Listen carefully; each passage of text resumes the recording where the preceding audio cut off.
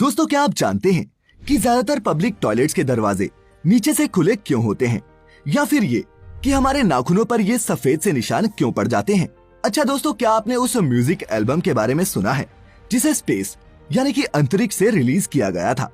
अगर कोई आइडिया नहीं तो बने रहें अगले कुछ मिनटों तक मेरे साथ। इनके अलावा और भी ऐसी कमाल की फैक्टिफाइंग इन्फॉर्मेशन के साथ हाजिर हूँ मैं एक बार फिर। तो बांध लीजिए अपनी अपनी कमर पेटियां, बिना एक भी पल की और देरी किए शुरू करते हैं आज का ये रोमांच। Fact number 1। दोस्तों, आपने भी कभी ना कभी मेट्रो स्टेशन, मॉल्स या फिर किसी थिएटर में जब पब्लिक टॉयलेट्स का इस्तेमाल किया होगा तो ये नोटिस किया होगा कि इन टॉयलेट्स के दरवाजे नीचे जमीन तक नहीं होते, बल्कि वो नीचे से खुले होते हैं। लेकिन क्या आपके मन में कभी ये सवाल भी उठा है कि आखिर इन पब्लिक टॉयलेट्स के दरवाजों में ये गैप क्यों रखे जाते हैं? अगर हाँ तो दोस्तों बता दूं कि ये गैप सबसे पहले तो टॉयलेट्स की सफाई को आसान बनाते हैं। चूंकि पब्लिक टॉयलेट्स दिन भर बिजी रहते हैं, इसीलिए जरूरी है कि इनकी सफाई में ज्यादा टाइम ना लगे। दरवाजों और टॉयलेट्स की दीवारों के नीचे इन गैप्स के चलते एक ही तरफ से पानी या फिर किसी दूसरे क्लीनिंग एजेंट की मदद से पूरे टॉयलेट एरिया को क्लीन करना बेहद आसान हो जाता है। साथ ही पूरी तरह से बंद टॉयलेट की प्राइवेसी में कोई शख्स गलत काम जैसे कि स्मोकिंग, ड्रिंकिंग या फिर कोई सेक्सुअल एक्टिविटी ना करे, इसलिए भी दरवाजों के नीचे इन गैप्स को रखा जाता है। इनके अलावा किसी इमरजेंसी सिचुएशन में अगर कोई इंसान या फिर बच्चा अंदर टॉयलेट में फंस जाए या फिर बेहोश हो जाए तो भी ये गैप्स उनकी मदद करने के लिए एक कारगर जरिया साबित हो सकते हैं। तो कुछ समझे कि ऐसा क्यों है। Fact number 2। दोस्तों, आपने भी नोटिस किया होगा कि कुछ लोगों के नाखूनों में ऐसे सफेद से निशान बने होते हैं, लेकिन क्या आप इनके बनने की वजह जानते हैं? अगर नहीं तो बता दूं कि डॉक्टर्स बताते हैं कि ये व्हाइट स्पॉट्स इंजरी से लेकर फंगल इन्फेक्शंस तक किसी भी कारण से हो सकते हैं और मेडिकल भाषा में इस कंडीशन को ल्यूकोनाइकिया के नाम से जानते हैं। दोस्तों, ग्रीक भाषा में ल्यूको का मतलब होता है सफेद और ऑनिक्स का मतलब होता है नाखून यानी कि नेल्स। दरअसल होता क्या है कि जब किसी कारणवश नाखूनों की पैराकेराटोटिक सेल लेयर में केराटोहेलाइन नाम का मटेरियल एक्यूमुलेट होने लगता है, तब वो लाइट को एब्जॉर्ब नहीं होने देता बल्कि रिफ्लेक्ट करता है, और आमतौर पर पिंक दिखने वाले इन नाखूनों में ये व्हाइट स्पॉट से दिखने लगते हैं। साथ ही दोस्तों, जैसा कि ज्यादातर लोग सोचते हैं कि नाखूनों के ये व्हाइट स्पॉट्स कैल्शियम की डेफिशिएंसी से होते हैं, तो आपको बता दूं कि ऐसा हरगिज नहीं है। कोई ऐसा कहे तो उसे समझा जरूर देना। Fact number 3।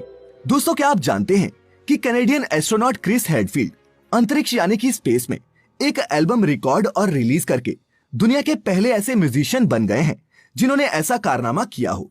2015 में रिलीज हुई क्रिस की इस म्यूजिक एल्बम का नाम space sessions songs from a tin can है, और इसमें कुछ कवर्स के साथ साथ उनके अपने लिखे 11 ओरिजिनल सॉन्ग्स भी शामिल हैं।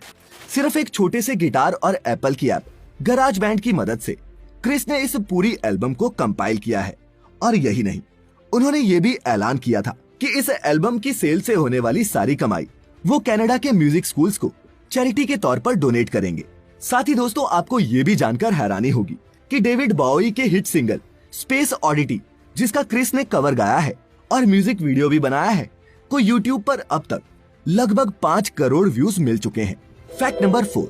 दोस्तों, क्या आप जानते हैं कि एक टोयोटा कार को रनिंग असेंबली लाइन पर पूरा बनाने और कंप्लीट करने में सिर्फ 15 से 17 घंटे का वक्त लगता है, जिस दौरान कार की वेल्डिंग, असेंबली, पेंटिंग और इंस्पेक्शंस की जाती हैं। लेकिन वहीं एक शानदार रोल्स रॉयस कार को बनाने में 6 महीने का लंबा वक्त लगता है, क्योंकि इन कार्स को इंजीनियर्स, डिजाइनर्स और टेक्नीशियंस अपने हाथों से हैंडक्राफ्ट करते हैं, और इसे खरीदने वाला रईस आदमी इसमें अपने हिसाब से मॉडिफिकेशंस भी करवा सकता है। नहीं दोस्तों, फैक्ट ये नहीं था। फैक्ट तो ये है कि जहां एक टोयोटा कार की एवरेज लाइफ 15 साल ही होती है, वहीं एक रोल्स रॉयस 100 सालों तक भी बिना किसी परेशानी के शान से सड़क पर चल सकती है। सिंपल सा फंडा है दोस्तों। बड़ी और बेहतर चीजें करना मुश्किल जरूर होता है, लेकिन उसका रिजल्ट भी उतना ही बड़ा और बेहतर मिलता है। Fact number 5। दोस्तों, क्या आप जानते हैं कि 60% लोग अपने पसंदीदा ब्रांड्स और कंपनीज का नाम भी ठीक से प्रोनाउंस नहीं कर पाते? जी हाँ, जैसे कि अधिकतर लोग नाइकी को नाइक कहते हैं और लिवाइस को लेविस। इसी कड़ी में आपको बता दूं दोस्तों कि एडिडास नहीं होता बल्कि एडिडस होता है, और शेवरोलेट नहीं शेवरोले होता है। इसी तरह शायोमी नहीं शायोमी होता है, रेनॉल्ट नहीं रेनो होता है। दोस्तों, क्या आपका भी कोई ऐसा फेवरेट ब्रांड है जिसका नाम लंबे समय तक गलत प्रोनाउंस करने के बाद आपको एहसास हुआ कि आप गलती कर रहे थे? अगर हाँ तो नीचे कमेंट्स में अपने उस ब्रांड के बारे में जरूर बताएं। और अगर अभी तक इस वीडियो से आपने कुछ भी नया सीखा हो तो इसे अपने दोस्तों के साथ भी जरूर शेयर करें ताकि वो भी हो जाए फैक्टिफाई। खैर अब बढ़ते हैं आगे। Fact number 6। दोस्तों क्या आप एक ऐसी जगह के बारे में जानते हैं जहां आप 3 दोस्त 3 अलग अलग देशों में बैठकर एक साथ लंच का मजा ले सकते हैं? जी हाँ दोस्तों, ऑस्ट्रिया, स्लोवाकिया और हंगरी, इन तीनों देशों के ट्राई जंक्शन पॉइंट पर एक ट्राइएंगुलर टेबल है जिस पर लगी 3 सीटें इन तीनों अलग अलग देशों में स्थित है। दोस्तों ये टेबल ज़ोबोर पार्क नाम के एक स्कल्पचर पार्क में स्थित है जिसमें 1991 में सोवियत यूनियन के आयरन कर्टेन के गिरने के बाद दुनिया भर के आर्टिस्ट्स ने अपने अपने आर्ट को प्रदर्शनी पर लगाया है। क्यों होगा ना इस टेबल पर होने वाला लंच कमाल का। Fact number 7। दोस्तों क्या आप जानते हैं कि सऊदी अरब $500 बिलियन की लागत से एक ऐसा शहर विकसित करने में लगा है जो दुनिया की पहली जीरो कार्बन सिटी बनने जा रही है। क्राउन प्रिंस मोहम्मद बिन सलमान के इस महत्वाकांक्षी प्रोजेक्ट सिटी का नाम द लाइन रखा गया है और ये इस देश के फ्यूचरिस्टिक बिजनेस हब बनने वाले नियोम जोन के तहत बनाई जा रही है। सऊदी रूलर का कहना है कि इस शहर में 10 लाख लोगों को बसाया जा सकेगा और इस इको सिटी के लिए जीरो कार्स, जीरो स्ट्रीट्स और जीरो कार्बन एमिशंस का टारगेट रखा गया है। साथ ही इस शहर में हाई स्पीड पब्लिक ट्रांसपोर्ट के अलावा 100% क्लीन एनर्जी का ही इस्तेमाल होगा। आर्टिफिशियल इंटेलिजेंस भी इस शहर को विकसित करने में एक महत्वपूर्ण भूमिका निभाने वाला है और उम्मीद की जा रही है दोस्तों कि 2030 तक इस अकेले प्रोजेक्ट के दम पर सऊदी अरब अपनी जीडीपी में सालाना $48 बिलियन ऐड करेगा और 4 लाख के करीब करीब जॉब्स भी क्रिएट करेगा। तो क्या दोस्तों आप इस साइंस फिक्शन सिटी के बनने के बाद इसे देखना चाहेंगे? नीचे कमेंट्स में मुझे जरूर बताएं। Fact number 8। दोस्तों आपने हॉलीवुड की वेस्टर्न मूवीज में पिस्टल डुएल्स के सीन देखे होंगे जिसमें 2 फाइटर्स अपनी अपनी पिस्टल से अपने दुश्मन को उससे पहले शूट करने की कोशिश करते दिखाई देते थे। लेकिन शायद आप ये नहीं जानते होंगे कि 1906 के ओलंपिक्स में पिस्टल डुएलिंग एक स्पोर्ट के तौर पर कंपटीशन में शामिल था, लेकिन इसमें असली अपोनेंट्स की जगह 20 और 30 मीटर की दूरी पर रखे गए प्लास्टिक डमीज पर गोली चलाने का कंपटीशन होता था। और 1908 में तो बाकायदा ओलंपिक फेंसिंग एरिना में 2 मेल कॉम्पिटिटर्स के बीच ये पिस्टल डुएल्स ऑर्गेनाइज किए गए। लेकिन सुरक्षा के मद्देनजर इन डुएल्स में दोस्तों असली बुलेट्स की जगह रबर की बुलेट्स का इस्तेमाल किया गया था। Fact number 9।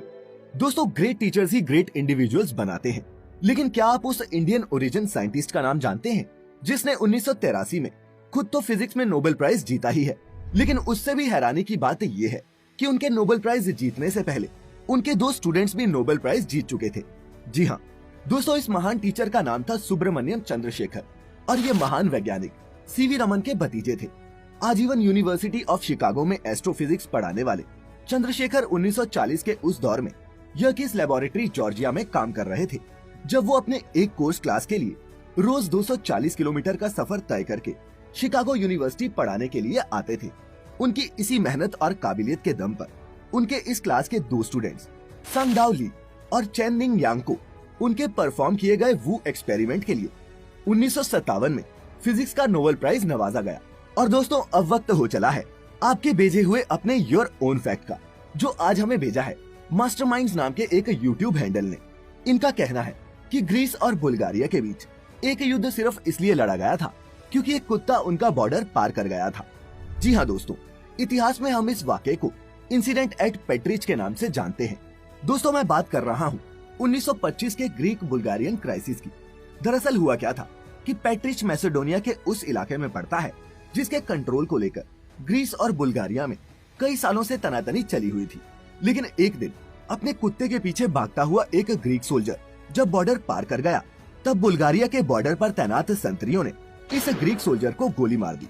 बुल्गारिया ने अपनी इस गलती को माना, लेकिन ग्रीस ने उसे अल्टीमेटम दे दिया कि अगर 48 घंटे में वो दोषियों को सजा नहीं देता तो वो बुल्गारिया पर हमला कर देगा। बुल्गारिया द्वारा इस तरफ कोई भी कदम न उठाने की एवज में ग्रीस ने पेट्रिच कस्बे पर हमला कर दिया। यूनाइटेड नेशन से पहले जो लीग काउंसिल हुआ करती थी, उसके इंटरवेंशन के बाद इस जंग को रोका गया और ग्रीस को बुल्गारिया को 45,000 पाउंड का हर्जाना भरना पड़ा। दोस्तों एक कुत्ते के बॉर्डर पार करने पर शुरू हुई इस जंग का किस्सा वाकई में कमाल का है और ये इतिहास में war of the stray dog के नाम से भी मशहूर हुआ। और दोस्तों इसी के साथ अब खत्म होता है फैक्टिफाइड हिंदी पर आज का ये सफर। मिलेंगे अगले हफ्ते एक नए एपिसोड में, लेकिन तब तक अपना अपने प्यारों का ख्याल रखें। चैनल पर नए हैं तो सब्सक्राइब करना हरगिज न भूलें और वीडियो अंत तक देखने के लिए आप सभी का बहुत बहुत शुक्रिया।